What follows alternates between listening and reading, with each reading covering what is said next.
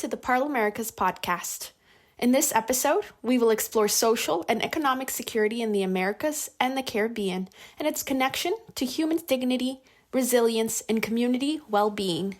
We will hear from Simone Cecchini, Chief of the Latin American and Caribbean Demographic Center, the Population Division of ECLAC. His presentation explores how demographic change is reshaping the region's social and economic landscape, from population aging and migration to care needs and changes in the labor market, and what these transformations mean for livelihoods, social protection systems, and communities' ability to adapt to future challenges. This episode was recorded during the session Social and Economic Security, Protecting Livelihoods and Reducing Vulnerabilities, held as part of the first gathering of the Parlamerica's Parliamentary Network on Security, titled Human Security and Regional Stability, Parliamentary Responses to Challenges in the Americas and the Caribbean, which took place on November 27th and 28th, 2025 in Panama City, Panama. First of all, thanks so much, Parlaméricas, for giving us a chance to debate and discuss security from a broad perspective. As we saw this morning with Gloria, then with a session on food security, on climate change, disasters. There is the concept of human security, which is very broad. It talks about overlapping risks that the population face, which are connected to poverty, inequality, disasters, economic crisis, violence, etc., etc. And the social situation in the region is very complex, is characterized by still high levels of poverty and very, very high levels of inequality. And demographic trends have an impact on these issues. So, first of all, let me share a few data on the basic socioeconomic situation. We just launched 2 days ago the social panorama of Latin America and the Caribbean. Today, one in 10 people in the region live in extreme poverty, income poverty, and 1 in 4 lives in poverty. Even though the good news is that those rates have been going down, it's still very bad news to consider that. And also, as we all know, the region has some very, very high levels of inequality, both income inequality and in other dimensions. There I'm putting the famous Gini coefficient, this coefficient that varies between 0 and 1. 0, perfect equality, we all have the same income. 1 means one person holds the entire income of the nation. And while developed countries, their Gini coefficient is about 0.31, our Gini coefficient is 0.45, which is 14 percentage points above. And the reason for that high inequality is obviously complex. We have low growth, low quality of employment. We have weak social protection systems. We have regressive tax systems. We have education systems that don't give the proper quality of education to children. We have high gender inequalities and burden of care on women. And we have large territorial inequalities, right, between rural and urban, but also within urban region. And also a cross-cutting issue is discrimination against some specific population groups. We have to recognize it. The last social panorama talks about people with disabilities, migrant persons, indigenous peoples, but there are many other groups, obviously, that are impacted. Now, getting to demographics. As you know, there are 3 main variables that explain demographic change. Births, deaths, and migration, right? So what the region is experiencing is an unprecedented demographic change. First, in terms of fertility. Right now, the region as a whole is well below the replacement rate of 2.1 live births per woman that would keep constant the population without migration. We are at 1.8 on average. But as you can see in the chart, There are even countries that already have ultra low fertility. Chile, 1.1 children per woman, and even in the Caribbean, many countries and territories also. Curacao is about 1 child per woman, for instance, Puerto Rico. And that has an impact, obviously, on aging, and in some countries, even on diminishing population. And obviously, one of the impacts, if you couple low fertility with the fact that we live longer, which is good news, then we have aging, right? Right now, about 14% of the population is above 60. In 2050, it will be a quarter of the population. And also, if you look at the long term, imagine, in the 50s, Latin America, the Caribbean had 5% of the population above 60, the same share as in Africa. In 2100, we project we will have 38% of the population older than 60, the same share as Europe. So this is quite radical change. Also, considering that the group that is growing the most is the group 80 and above. And why we give importance to that group? Because it's a group where functional dependency and disability is higher. So it's a group that demands care, and especially long-term care, which is generally provided by women and by families, and families are shrinking, so who's going to take care of us when we're going to be older? And indeed, the IDB, the Inter-American Development Bank, gives a projection of the cost of providing pensions, of providing health care, of providing care, which currently is estimated about 12%, and because of demographic shifts, is supposed to be 19% in 2050. So a big demand on the resources of our countries. And also in economic terms, aging has a big impact.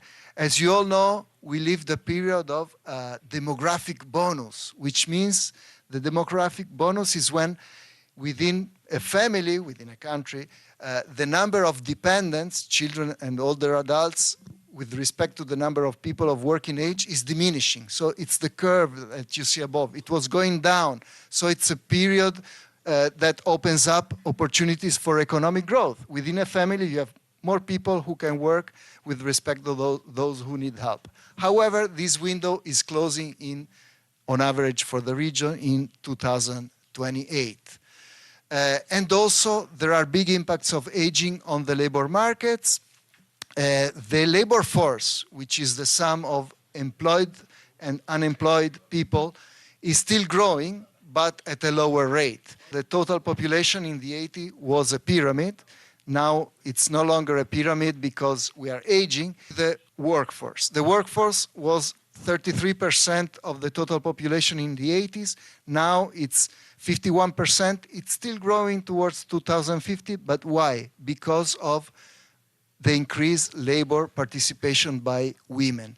So the demographic dividend is over, but luckily we still have a gender bonus. The fact that more women are getting into the labor force, but we need policies that can sustain that because it's still low.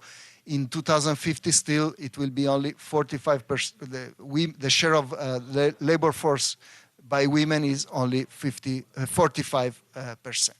And why is that so? Because women, for cultural reasons, still face a big burden of unpaid labor, care labor. This is very important because in the region, in Spanish, they talk about ninis, young people who don't work or don't study, and it seems these are all lazy people. But if you look at women between 15 and 29, 38% of them is engaged in unpaid care, taking care of children, taking care of the elderly, taking care of sick people. And that's a larger share than women, young women in education or work or looking for work. So the issue of care is definitely the new frontier for social policy, something we really have to look into, both for a gender equality perspective, but also because we are aging, and aging puts additional pressure on the demand for care. Obviously, the third variable I mentioned is migration, and that, as you all know, has been a demographic variable with a huge change. Our region generally sent migrants to the US, to Canada, or to Europe, but in the last decades, what has happened has been a huge increase of intra-regional migration. Indeed, Latin America and the Caribbean has been the region with the highest growth of intra-regional migration, mostly, but not solely, tied to the big wave of migration from Venezuela, which reached a peak around 2016 when 1.4 million Venezuelans left. Overall, an estimation is about 8 million Venezuelans left, and about 6.5 are in the region. And obviously that meant that countries that didn't get so much migration now, they have a lot of migrant persons, and they were not necessarily ready for it. So if we couple births, deaths, and migration, then we get the trends of the total population. That curve above is the trend of the total population for the region, and the region, which has now 663 million people, will reach a maximum in 2053, and then overall as a region we're gonna decrease. But most interestingly, you see that the population of children 0 to 14 is already decreasing since the year 2000. The people of working age will increase up to 2041, and the only population group that will continue to grow is those 65 and above, which will grow up to 2085. So these trends we have to take them into account for our public policy. I'm happy with Marcia and Barbados, which is a good example, with a population commission at the parliamentary level. An example here, education. Well, we have an opportunity. There are not only costs for the demographic change, because, for instance, we will have a smaller demand for education from children and adolescents, and that is a big opportunity, keeping the budget constant, to improve the quality of education, which is our big problem in the region, and why we never succeed in increasing productivity. Well, we could improve our education and increase productivity, and even with the aging population.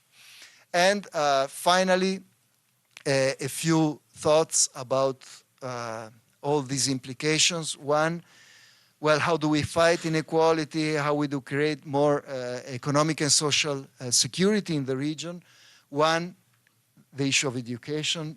Definitely we still have a challenge. We need to reduce inequality in education. We still have a challenge in creating quality jobs and increasing productivity. We need to improve our social protection systems that don't get to all those who need it. We need more progressive tax systems to sustain those social protection systems. We need to promote the idea of a care society, whereby it's not only the burden on women, but the state, families, the private sector, communities, we all work together to provide care for children, for the elderly, for the disabled.